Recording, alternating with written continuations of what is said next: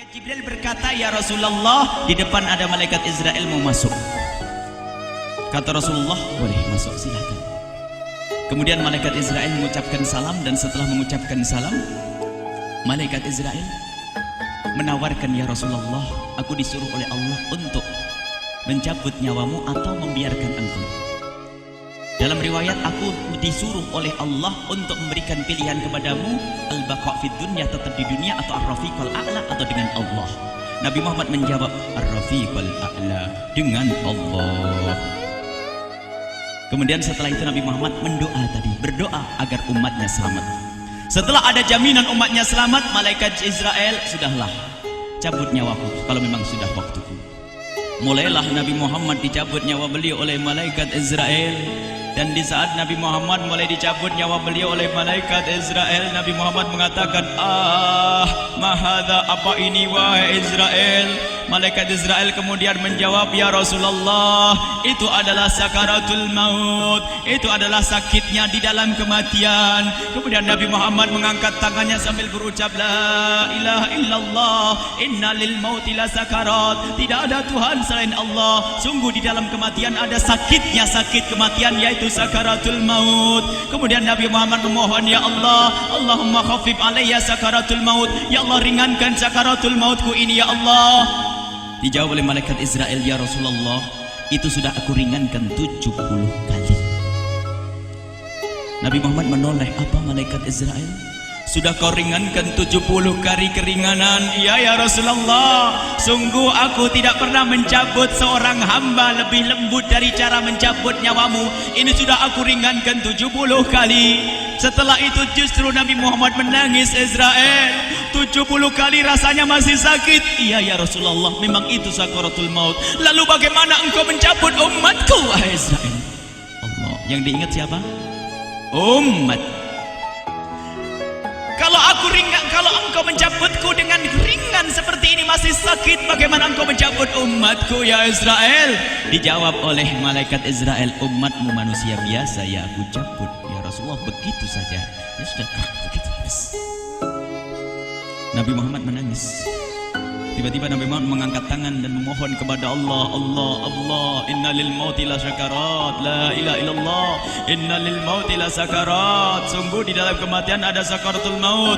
Allahumma khaffif ala ummati sakarat maut. Ya Allah, ringankan dari umatku sakaratul maut. Wa thaqqil alayya, dan bebankan kepadaku. Sampai tidak sadar doanya Nabi Muhammad seperti itu. Thaqqil alayya itu doa cinta. Seorang ibu yang pernah punya anak, tuh lihat kalau doa Rasulullah ini masih dilakukan. Bagaimana Rasulullah bisa doa begitu? Itu bahasa cinta yang tidak bisa diterjemahkan dengan oleh akal. Seorang ibu kadang-kadang, ibu yang di belakang, ibu mau dikasih sakit oleh Allah? Mau, Bu? Ibu jauh sekali. Ibu mau dikasih sakit? Jawabnya tidak mau. Tapi suatu ketika seorang ibu melihat anaknya sakit, ngomong, "Sudahlah nak, jangan kamu yang sakit, biar ibu yang sakit." Ada atau tidak? Kenapa ngomong begitu? Itu bahasa cinta itu. Tidak rela kalau anak ini sakit, biar aku saja yang sakit. Itu yang dirasakan Rasulullah. Sakaratul maut begitu sakitnya, membayangkan betapa sakitnya umat Nabi Muhammad di saat dicabut nyawa beliau. Maka Rasulullah mengatakan, "Ya Allah, ringankan sakaratul maut dari umatku, bebankan kepadaku saja ya Allah. Wala sawfa yu'tika fatarda." Permintaan Nabi Muhammad tidak ditolak oleh Allah, dikabul dan dikabul wahai Muhammad. Sallu ala Nabi Muhammad. Dan benar, sakaratul maut kita ditahan oleh Rasulullah, ditanggung oleh Rasulullah, sehingga digambarkan oleh Imam Bukhari di saat Nabi Muhammad dicabut nyawa beliau. Siti Aisyah yang ada di situ, Rasulullah berada di pangkuan Siti Aisyah, yang saat itu Siti Aisyah melihat keringat dingin keluar dari kening Rasulullah. Siti Aisyah tidak pernah melihat keringat keluar seperti itu.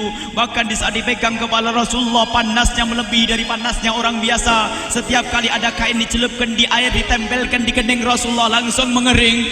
Saat itu Nabi Muhammad mengucapkan kalimat la ilaha illallah innal lil mauti la sakarat. Kemudian Nabi Muhammad berpesan dengan banyak pesan, dan di antara pesan Rasulullah adalah akri minni ala ummati salam, akri minni salam ala ummati wa ala man ittaba'ani wa ala man tabi'ani min ila yaumil qiyamati. Aku titip salam kepada umatku dan orang yang mengikutiku sampai hari kiamat. Sadari salam Rasulullah. Sebelum meninggal masih ingat titip salam. Salam kepada siapa? Bukan salam kepada siapa-siapa, tapi salam kepada kita. Maka mari kita mengucapkan salam kepada Rasulullah, karena Rasulullah sudah salam duluan kepada kita. Mari kita sejenak bersalam kepada Rasulullah dan hadirkan Rasulullah ada di mata kita dan di hati kita. Mari kita bersama-sama mengucapkan salam. Assalamualaikum ya Rasulullah. Assalamualaikum ya Rasulullah. Assalamualaikum ya Habiballah. Assalamualaikum ya Nabi Allah. Rasulullah mengucapkan salam untuk kita. Dan di saat itu Rasulullah keringat dingin keluar, maka oleh Siti Aisyah diusap. Oleh Siti Aisyah diusap. Bayangkan saat itu Nabi Muhammad di pangkuan Siti Aisyah dan diusap oleh Siti Aisyah. Siti Aisyah berkata, keringat Rasulullah mengucur deras hingga aku usap, dan aku usap dengan tangannya Rasulullah. Diusap dengan tangannya Rasulullah. Siti Aisyah memegang tangan Rasulullah sendiri yang digunakan untuk mengusap keringat Rasulullah. Sahabat bertanya, Aisyah, kenapa harus dengan tangan Rasulullah tidak dengan tanganmu? Lihat jawab Siti Aisyah, karena tangan Rasulullah lebih lembut dari tanganku. Sallu ala Nabi Muhammad. Masih sempat nyanjung itu sahabat Nabi. Dalam keadaan begitu masih menyadari kelembutan tangan Rasulullah, jasad Rasulullah, kemuliaan Rasulullah sallallahu alaihi wasallam. Dan aku lebih menginginkan bahwasanya yang menyentuh jidat Nabi Muhammad adalah tangan yang paling mulia di dunia dan di akhirat. Siti Aisyah nggak berani menyentuhkan. Pengennya yang disentuhkan di kening Rasulullah adalah tangannya Rasulullah sallallahu alaihi wasallam. Kemudian setelah itu Nabi Muhammad merasakan sakit yang sangat untuk kita. Kemudian Nabi Muhammad mengangkat tangan tinggi-tinggi mengucapkan la ilaha illallah inna lil mauti la sakarat. Tiba-tiba tangan itu semakin turun dan ditangkap oleh Siti Aisyah. Dan di saat tangan itu jatuh di tangan Siti Aisyah, kemudian tiba-tiba paha Siti Aisyah merasakan berat kepala suci Rasulullah. Dan saat itu Siti Aisyah sadar bahwasanya Rasulullah sudah kembali kepada Allah Subhanahu wa taala. Sallu ala Nabi Muhammad. Siti Aisyah bingung di saat melihat seperti itu. Ditaruh pelan-pelan wajah Rasulullah. Sambil menangis lalu berkata, Rasulullah sudah meninggal.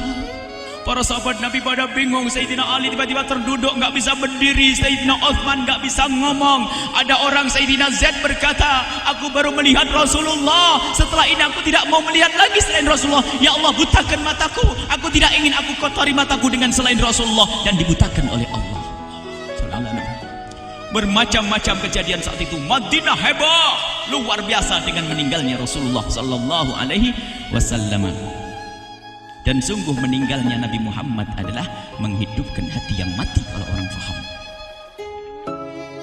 Tiba-tiba Sayyidina Abu Bakar datang. Setelah Sayyidina Umar mengatakan, siapa yang mengatakan Muhammad meninggal akan aku penggal lehernya. Jangan seperti orang-orang Nabi Muhammad sekarang lagi pergi seperti waktu Musa pergi kepada Tuhannya, kepada Allah, nanti akan kembali kepada kita. Muhammad belum meninggal. Ini adalah karena kecintaan Sayyidina Umar bin Khattab, tidak ingin Nabi Muhammad pergi. Tiba-tiba datang Sayyidina Abu Bakar As-Siddiq lalu masuk ke kamarnya Rasulullah, lalu masuk kepada Rasulullah, kemudian mengecup kening Rasulullah. Dan Sayyidina Abu Bakar berkata, ya Rasulullah, tibta hayyan wa mayyita. Ya Rasulullah, engkau tetap harum dalam keadaan hidup dan harum setelah meninggal dunia. Sallu ala Nabi Muhammad. Hingga sampai setelah hari besoknya meninggal Rasulullah, Senin sore, Selasa malam, Rabu dikubur Rasulullah sallallahu alaihi wasallam. Setelah dikubur, Sayyidat Fatimah bertanya kepada Sayyidina Abdullah ibn Abbas, Sayyidina Anas, wahai Anas, hai Anas, sambil menangis Sayyidat Fatimah Zahra, hai Anas, bagaimana engkau tega? Atabat anfusukum an tahtu ra'sa Rasulillah. Apakah engkau rela menaburkan debu di atas kepala Rasulullah? Sayyidina Anas menangis kaget, ya wahai binta Rasulullah, kalau kami tidak dilupakan oleh Allah, niscaya tidak ada yang bisa mengubur Rasulullah. Jadi saat itu dilupakan oleh Allah, sehingga mereka tidak menyadari melakukan itu semua. Kalau mereka sadar, tidak akan bisa mengubur Rasulullah sallallahu alaihi wasallam. Ini yang diungkapkan oleh Sayyidina Anas, kalau seandainya kami tidak dilupakan oleh Allah, niscaya kami tidak akan mampu mengubur Rasulullah sallallahu alaihi wasallam. Kami yang hadir di sini, ya Allah, ingin senantiasa hadir di hati kami kekasih-Mu Nabi Muhammad. Maka kami mohon, ya Allah, jadikan kekasih-Mu Nabi Muhammad yang akan, ya Allah, yang akan mendampingi kami kelak saat Kau cabut nyawa kami, seperti yang Kau wahyukan kepada kekasih-Mu Nabi Muhammad. Wa absyiru bil jannati, semua hamba yang beriman akan menyaksikan surga, ya di saat dicabut nyawa mereka. Dan surga, di tempat surga itu yang paling mulia adalah Nabi Muhammad. Maka kami mohon, ya Allah, saat Kau cabut nyawa kami, ya Allah, hadirkan Nabi Muhammad di hati kami, ya Allah. Dan kami mohon, ya Allah, saat di alam barzah nanti, ya Allah, saat yang sangat mengerikan itu, ya Allah, kami mohon hadirkan kekasih-Mu Nabi Muhammad, sehingga kami tidak takut dan gentar lagi dengan malaikat mungkar nakir. Dan ya Allah, kami mohon di saat di padang mahsyar nanti, ya Allah, hadirkan kekasih-Mu Nabi Muhammad. Jadikanlah kekasih-Mu Nabi Muhammad yang akan menemani kami dan akan membonceng kami, membawa kami ke telaga Kausar. Lalu kami diberi air minum dari air telaga Kausar hingga kami tidak akan haus selama-lamanya. Ya Allah, jadikan kekasih-Mu Nabi Muhammad yang akan menemani kami di saat kami menyeberang Siratal Mustaqim hingga kami tidak akan terjerumus ke neraka jahanam. Dan jadikan kekasih-Mu Nabi Muhammad yang akan kami saksikan setiap saat di surga-Mu, ya Allah. Ya Allah, jadikan kekasih-Mu Nabi Muhammad yang senantiasa, ya Allah, kami lihat kelak di surga. Dan jadikan ucapan kami di akhir hayat kami kelak adalah, ya Allah, adalah kalimat agung dan mulia, La ilaha illallah Muhammadur Rasulullah.